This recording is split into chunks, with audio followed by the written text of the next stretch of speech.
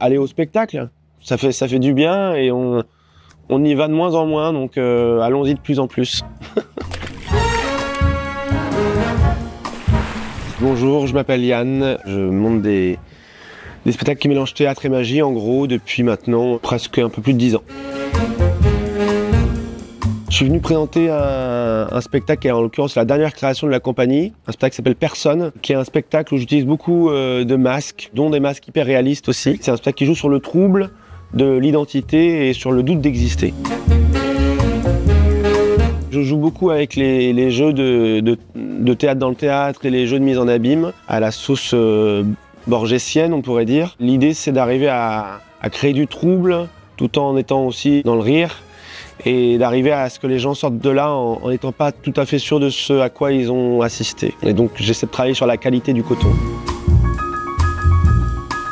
La magie, c'est venu vers l'âge de 9-10 ans. Je suis même pas sûr d'avoir vu vraiment un magicien en particulier, mais je crois que c'était l'idée du magicien qu'on a quand on est enfant, avec les étoiles, les lapins, le chapeau.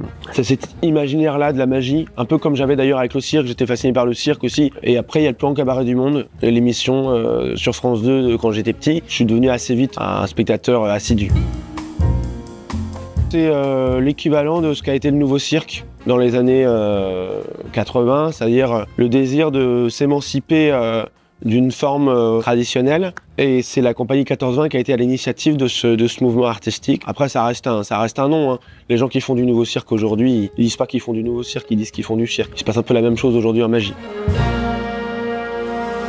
L'envie de l'itinérance, je me suis rendu compte que les spectacles qui m'avaient touché gamin étaient souvent des spectacles sous chapiteau et qui avaient une magie intrinsèque à ce dispositif-là. J'avais pas envie d'être en chapiteau parce que je fais de la magie, donc j'ai besoin plutôt que les gens soient en frontal qu'en circulaire. J'ai un de mes collaborateurs qui m'a dit « mais tu devrais faire un camion théâtre ».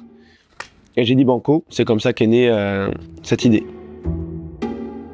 Un homéopathe. Je dirais La Conférence des oiseaux, un livre iranien. Voilà, avec une espèce d'épopée spirituelle et philosophique qui est assez dingue.